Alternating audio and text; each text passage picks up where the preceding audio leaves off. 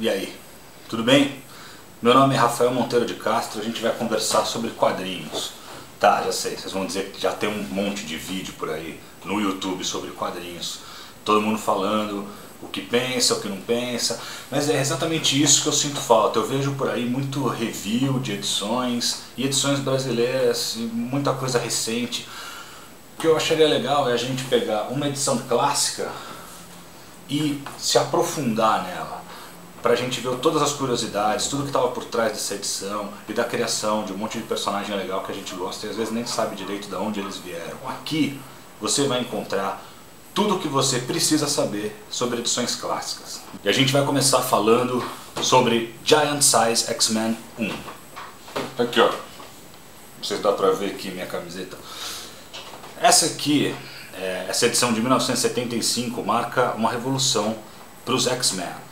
Os X-Men já existiam desde 1963, mas eles não eram personagens tão bem sucedidos, não tão bem sucedidos quanto os outros da Marvel, quanto muitos outros da Marvel. Giant Size X-Men número 1 marcou a entrada de um monte de personagem icônico e de um dos personagens que acabou se tornando um dos mais famosos da Marvel, que é o Wolverine. Hoje em dia todo mundo conhece por causa dos filmes, mas nessa época aqui ele era um ilustre desconhecido. Até na época que eu lia, nos anos 80, ele ainda era meio desconhecido. A melhor edição que tem hoje no Brasil de Giant Size X-Men 1 é essa aqui, que veio na coleção histórica Marvel dos X-Men número 2.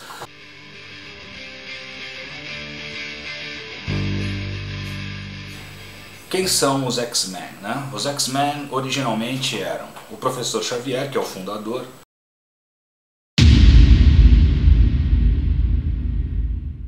Ciclope,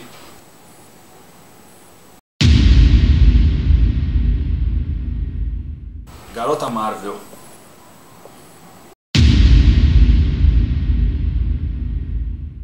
Anjo,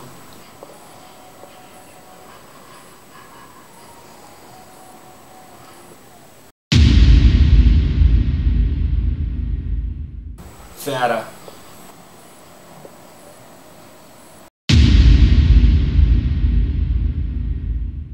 e o Homem de Gelo.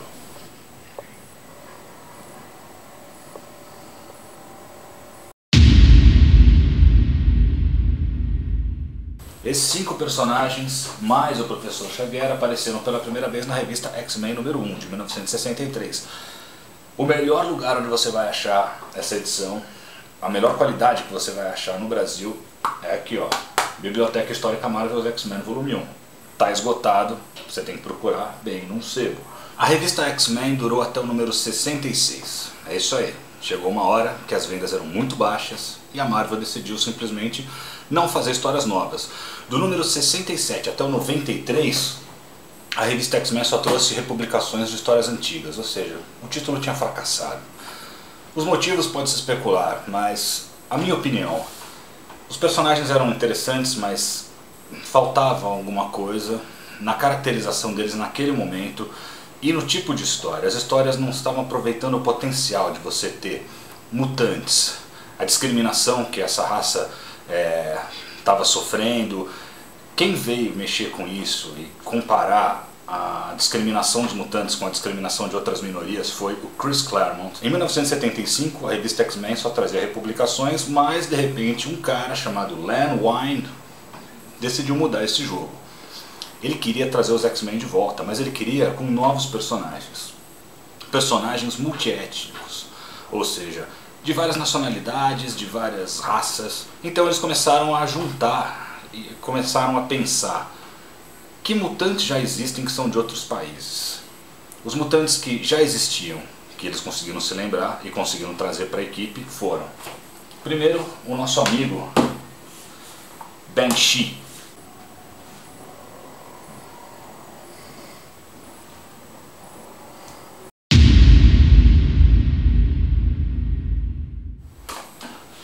O Banshee tinha aparecido pela primeira vez no número 28 da revista X-Men original. É um irlandês, ele grita que nem um Banshee, só que Banshees na mitologia da Irlanda são mulheres. Então na época até se disse por que esse personagem não era uma mulher. Mas falaram, não, personagem mulher não faz muito sucesso, vamos colocar ele como um homem. Então, Banshee apareceu primeiro como um vilão, mas na verdade ele estava tendo a mente controlada e depois acabou se tornando um aliado dos X-Men. Esse foi o primeiro personagem que eles trouxeram para o grupo. Outro personagem que já tinham pronto é o Solaris.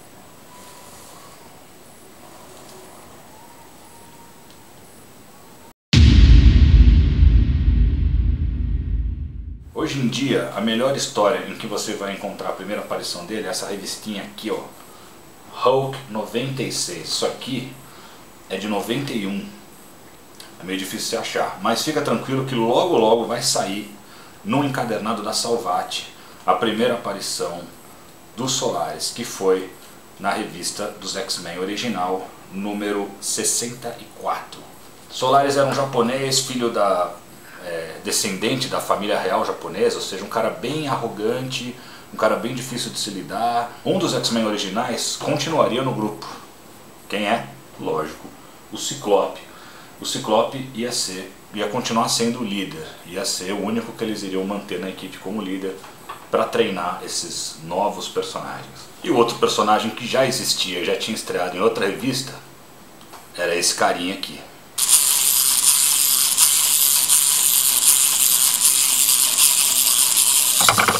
O Wolverine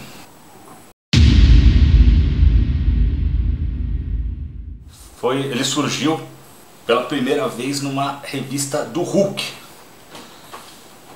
Hoje em dia, a melhor revista em que você vai encontrar essa história é essa aqui, ó, da Salvat, Os Heróis Mais Poderosos da Marvel, número 3. Tem outras histórias mais recentes do Wolverine, mas a primeira é aqui, ó. Primeira aparição dele. Na verdade, essa não é a primeira aparição dele. Ele aparece no último quadrinho da história anterior a essa do Hulk, número 180, e na número 181, realmente ele vai pra cima do Verdão, eles têm aquela briga toda. Da onde veio o Wolverine? A ideia foi também do Len Wein de criar um personagem canadense, e ele achou legal usar como referência um animalzinho chamado Wolverine. Em português a gente chama de carcaju, que é um bichinho feroz e pequeno com garras afiadas que vive nas montanhas do Canadá. Ele pegou essa ideia e falou para o artista que desenvolvia o visual dos personagens naquela época, que era o grande John Romita, o pai do John Romita Jr., o John Romita que desenhou toda aquela fase clássica do Homem-Aranha, logo em seguida ao Steve Ditko. E uma curiosidade, as cores da roupa do Wolverine são as mesmas cores de um time de futebol americano que é chamado de Wolverines lá também nos Estados Unidos. Repara bem na máscara. A máscara dele era desse jeito e assim foi desenhada em Hulk 181. Aí, quando Gil Kane foi desenhar a capa de Giant Size X-Men número 1, por algum motivo ele entendeu errado a máscara do Wolverine e desenhou desse jeito. Desse jeito. Quando o nosso amigo Dave Cockrum, que era o artista que ia desenhar a revista, viu a capa do Gil Kane, ele falou, não, eu vou desenhar desse jeito, eu não vou desenhar do jeito que estava no Hulk. E por isso, a máscara do Wolverine é do jeito que a gente conhece hoje, por um erro do Gil Kane. E ainda bem que ele cometeu esse erro, né? Ficou bem mais legal, com todo respeito ao John Romita. Esses eram os heróis que a gente tinha até o momento, mas agora a gente tinha que criar alguns novos personagens. E aí o Dave Cockrum foi essencial nessa fase. Dave Cockrum já tinha muito material pronto, ele estava oferecendo para DC, ele desenhava a Legião dos Super-Heróis, ele estava oferecendo para DC um novo grupo de heróis, e um dos personagens que tinha nesse grupo era o nosso grande amigo, o Noturno.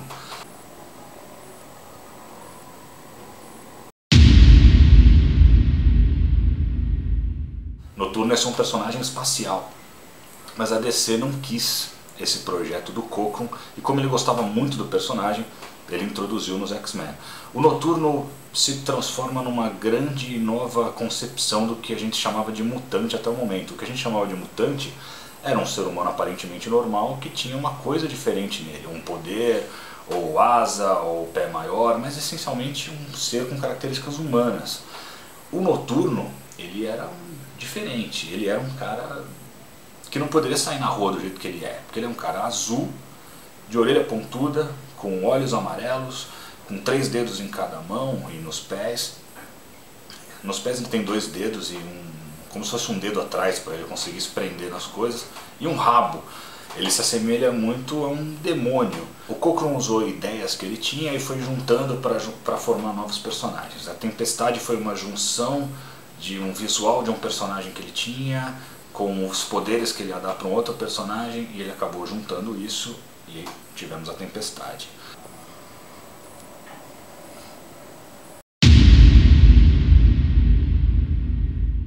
E um outro personagem que foi criado para a série foi o Colossus.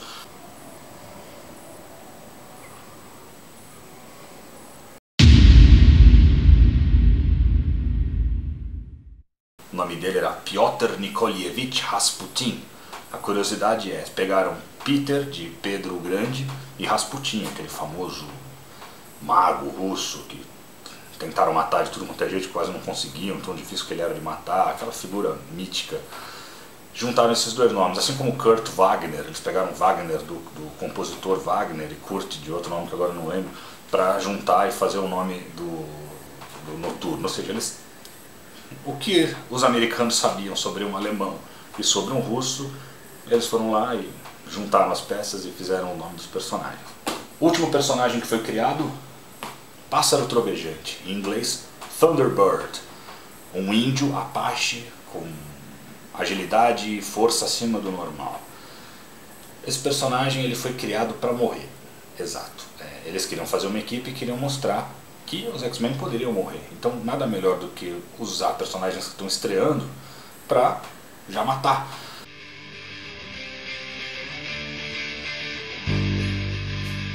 Já começa assim, Noturno fugindo de uma multidão na Alemanha que quer matar ele, e o Professor Xavier surge e detém a multidão e salva o Noturno e oferece para ele um lugar nos X-Men, porque ele precisa urgentemente de novos recrutas, já que a equipe original está passando por problemas. Em seguida, ele vai recrutar o Wolverine, lá no Canadá.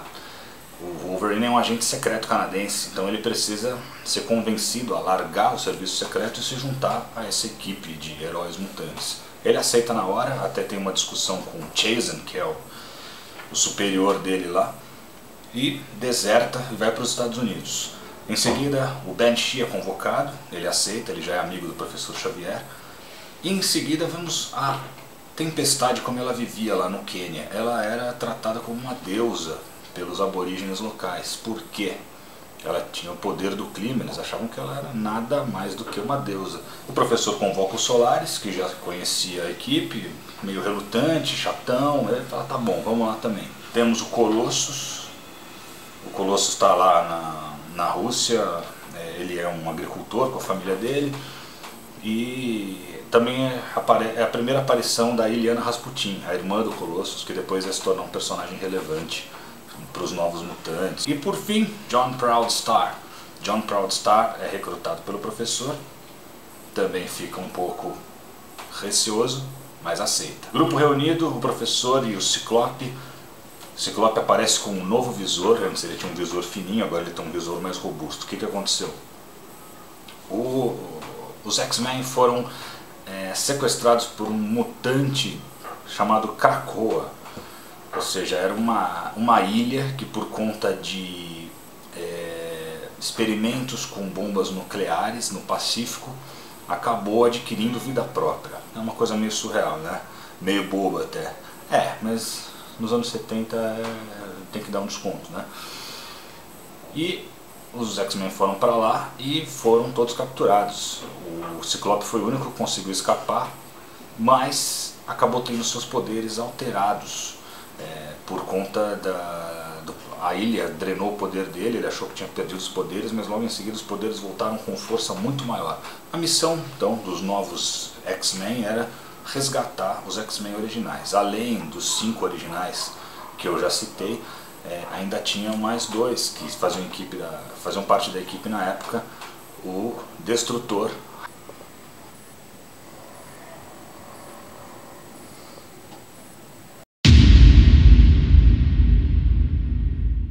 e a Polaris.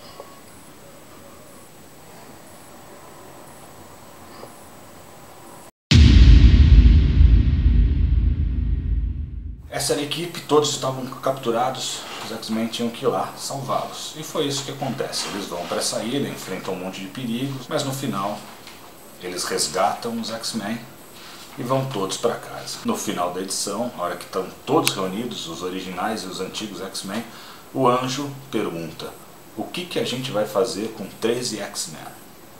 Isso a gente só veria na edição 94, que a gente deve conversar sobre ela no próximo vídeo.